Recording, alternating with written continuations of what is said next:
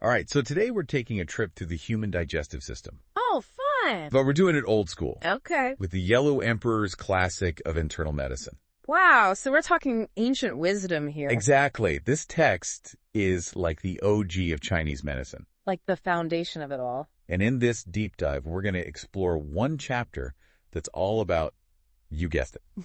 The digestive system. Yep. And get this, it's written as a conversation. Oh, interesting. Who's talking? The Yellow Emperor himself is asking all sorts of questions to this sage named Bó Gāo.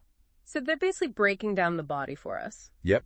And what's really cool is they even give us measurements for each part. Measurements, huh? I'm intrigued. So get ready to be amazed as we follow the path of food through the digestive labyrinth. Okay, I'm ready. Where do we start? Well, naturally, with the mouth. Makes sense.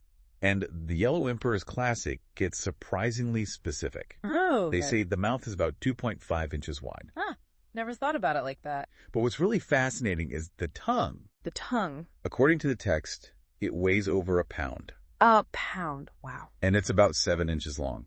That's longer than I imagined. Yeah, it's pretty impressive for something we usually only think about when we're eating or talking. Totally. It's amazing how much work our tongues do. Right. And from there, we move down to the pharynx, which weighs about the same as the tongue. Okay. And then we're on our way to the stomach. Okay, hold on. Before we get there. Yeah. The text mentions something about the distance between the pharynx and the stomach. Oh, you're right. It says it's a full 16 inches. 16 inches. That's quite a journey before food even reaches the stomach. Yeah, it really highlights how interconnected everything is. Absolutely. It's like one big continuous flow. Okay, now on to the stomach. This is where things get really interesting. Okay, I'm ready. Hit me with some stomach facts. Well, the Yellow Emperor's classic describes it as being convoluted and curved. Convoluted and curved, huh?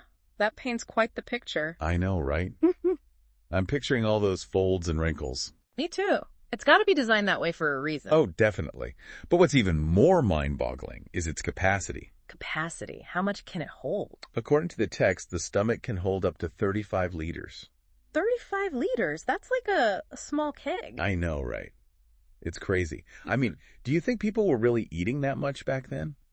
That's a great question. Maybe it's more about how much it can stretch. Yeah, probably not the averaged meal size. But it does make you think about overeating, right? Definitely. Maybe we should listen to our stomachs a bit more. Yeah, maybe 35 liters is not the goal.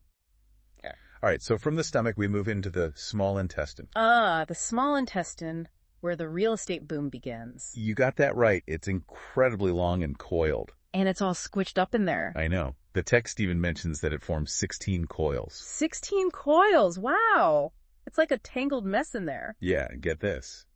It measures a whopping 32 feet long. 32 feet. That's like longer than a school bus. I know, it's wild.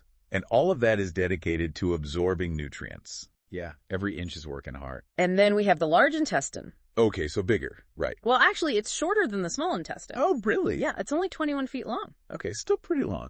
But I guess it makes up for it in width. So it's like the wider, shorter sibling. Exactly. And get this, it also forms 16 coils. Wait, so both the small and large intestines have 16 coils? Yep. There's got to be a reason for that, right?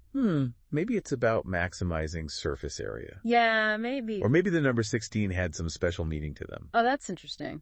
Like it represented balance or something. Yeah, something like that. Yeah. I love how this ancient text makes us think about these connections. Me too. It's not just about the physical stuff. Right, so it's hinting at something deeper. Right. And finally, we reach the last stop on our digestive journey, the rectum and colon. Okay, so we've reached the end of the line. But before we wrap up this anatomical tour, Yeah.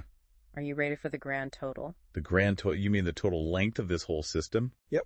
The combined length of all the twists and turns. Okay, hit me with it. It comes to a whopping 64.4 feet. 64.4 feet. That's longer than a bowling lane. I know, it's incredible. It's amazing to think we're carrying around all of that inside us. I know, right? It really puts things into perspective. It makes you think twice about what you eat. Totally.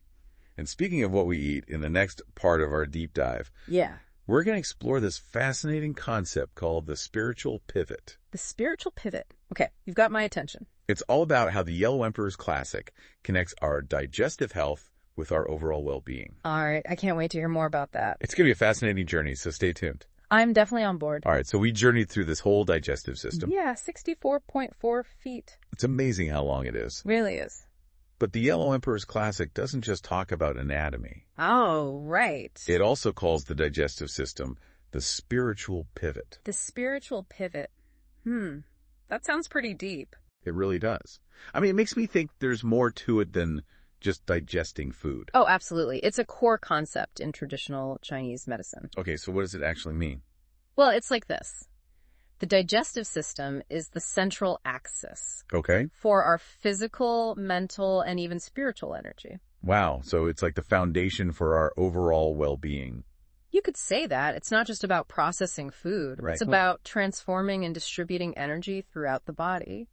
It makes me think of all the research on the gut-brain connection, Yeah, it's amazing how much we're learning about that. like how the gut microbiome impacts our mood and immunity. Exactly. And even though the Yellow Emperor's Classic doesn't use the term gut microbiome, Yeah. it does recognize that the intestines have this complex ecosystem. So even thousands of years ago, they understood how important gut health is. Absolutely. They knew that balance and harmony in the gut was crucial. Makes you wonder what else they were right about. I know. And what's even cooler is the Yellow Emperor's Classic actually gives advice on how to maintain that balance. Really? Like what? Well, they emphasize things like mindful eating, Oh, interesting. chewing your food thoroughly, Okay. and avoiding overeating. So they were all about mindful eating practices way back then. Pretty much. And it's amazing how these principles align with modern research. Right. Like how stress can mess with the gut microbiome. Exactly. And the Yellow Emperor's Classic also talks about how emotional well-being affects digestion. It's like they had a blueprint for living in harmony with our bodies. Yeah, I think that's a great way to put it, this whole spiritual pivot idea. Yeah. It reminds us that our digestive system isn't just a bunch of organs. It's more than that. It's a vital force that connects us to the world. That's a really powerful image. Right. It Yeah. makes you think about your food choices differently. It does. It's not just about feeding ourselves. It's about nourishing our whole being. So how do we actually do that? Well, the Yellow Emperor's Classic has some practical guidance on that. Oh, okay. So in the next part of our deep dive, Yeah. we're going to find out how to actually nourish our spiritual pivot. Sounds good. Let's do it. Okay, so we've explored the anatomy and even this idea of the spiritual pivot. Yeah, it's amazing how the Yellow Emperor's Classic connects those ideas. Like it's not just about what we eat, but how our body uses that food. Exactly. Traditional Chinese medicine sees the digestive system as the foundation of qi. Qi, what's that? It's like vital energy, the energy that flows through everything. Oh, okay, I've heard of that. And the food we eat gets transformed into this qi. So our digestive system is like turning food into fuel for our whole body. Yeah, you could say that. It's like this incredible alchemical process. Alchemy, that sounds pretty cool. It is. And the Yellow Emperor's Classic gives us a way to understand how it works. Oh, yeah. How so? Well, they talk about harmonious transformation. Harmonious transformation. It means each stage of digestion needs to be working in sync. Okay, makes sense. So the food gets properly broken down, absorbed, and transformed. So it's like a chain reaction. Everything needs to flow smoothly. Yeah, exactly. It's like a symphony, each instrument playing its part. Okay, I like that. So what are the different instruments in this digestion symphony? Well, we start with ingestion. So like the mouth and throat. Yep. Then the stomach jumps in, churning and mixing everything up. Okay, then it's on to the small intestine. Right, where all those nutrients get absorbed. And then whatever's left goes to the large intestine. Exactly. To get rid of the waste. It's a pretty complex process. So much going on. It is. And the Yellow Emperor's Classic is all about each stage being in balance.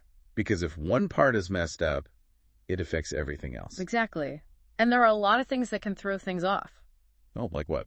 Well, the text mentions things like bad diet, stress, even not sleeping enough. Really?